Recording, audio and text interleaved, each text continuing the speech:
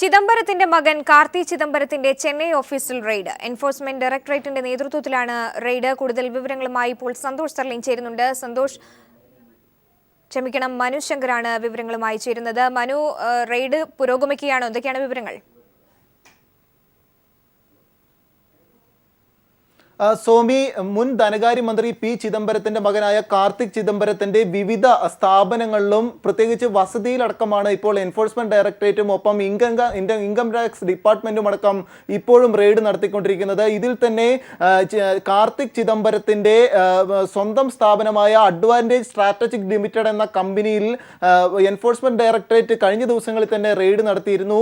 ഇതിൽ തന്നെ enforcement directorate വാദിക്കുന്ന വാദങ്ങൾ ഇപ്രകാരമാണ്. അതായത് വാസൻ ഐക്യ നിന്നും ഒപ്പം എയർസെല്ലിൽ നിന്നും വലിയ രീതിയിലുള്ള കള്ളപ്പണം ഷെയർ അടിസ്ഥാനത്തിൽ പി ചിദംബരത്തിന്റെ ബിനാമി എന്നോണം ഈ മകനായ കാർത്തിക് ചിദംബരത്തിന്റെ അക്കൗണ്ടുകളിലേക്ക് ട്രാൻസ്ഫർ ചെയ്തിട്ടുണ്ടെന്നാണ് എൻഫോഴ്സ്മെന്റ് ഡയറക്ടറേറ്റ് തന്നെ കണ്ടെത്തിയെന്ന് വാദിക്കുന്നത്.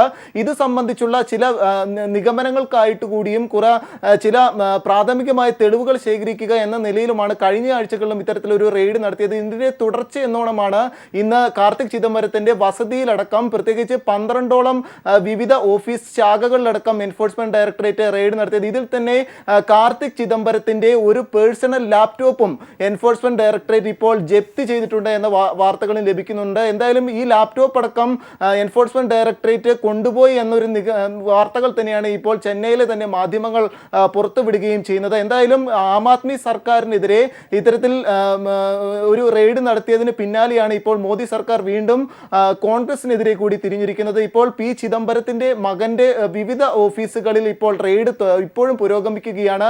ഇതിൽ തന്നെ അഡ്വാൻറ്റേജ് സ്ട്രാറ്റജിക് ലിമിറ്റഡ് 200 കോടി രൂപയോളം വലിയ കണക്കുകൾ ഇല്ലാത്ത രീതിയിൽ പരിമിതപ്പെടുത്തിയിട്ടുണ്ടെന്നും വലിയ രീതിയിലുള്ള അഴിമതി നടത്തിയിട്ടുണ്ടെന്നുമാണ് എൻഫോഴ്സ്മെന്റ് ഡയറക്ടറേറ്റ് വാദിക്കുന്നത്.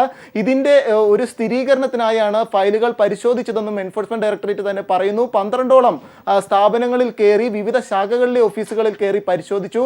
ഇതിൽ തന്നെ ഒരു ലാപ്ടോപ്പ് അടക്കം ഇപ്പോൾ ജപ്തി ചെയ്തിരിക്കുകയാണ്. ഇതിൽ തന്നെ വാസൻ ഐക്കെയറിൽ നിന്ന് 1.5 കോടി രൂപയുടെ ഷെയർ പ്രത്യേകിച്ചുള്ള കണക്കുകൾ വ്യക്തമാക്കാതെ കള്ളപ്പണത്തിന്റെ സമാനമായ രീതിയിൽ ട്രാൻസ്ഫർ ചെയ്തിട്ടുണ്ടെന്നും എൻഫോഴ്സ്മെന്റ് ഡയറക്ടറേറ്റ് തന്നെ ഇപ്പോൾ വ്യക്തമാക്കിയിട്ടുണ്ട്. ഇതിനെതിരെ ഇപ്പോൾ കോൺഗ്രസ് നേതാക്കൾ രംഗത്തെത്തിയിട്ടുണ്ട്. BJP പക വീട്ടുകയാണെന്നും BJP ഇല്ലാത്ത കഥകൾ മെനയുകയാണെന്നുമാണ് പി ചിദംബരത്തിന്റെ ഓഫീസ് വൃത്തങ്ങൾ തന്നെ അറിയിച്ചിരിക്കുന്നത്. എന്തായാലും ഇതിനി വരും നാളുകളിലും പാർലമെന്റിലും അടക്കം വലിയ ചർച്ചകൾക്ക് വഴിയൊരുക്കിയേക്കും. സോമി, പി ചിദംബരത്തിന്റെ മകൻ കാർത്തി ചിദംബരത്തിന്റെ ചെന്നൈ ഓഫീസിൽ റെയ്ഡ്. വിവരങ്ങളാണ് മനു ശങ്കരൻ നൽകിയത്.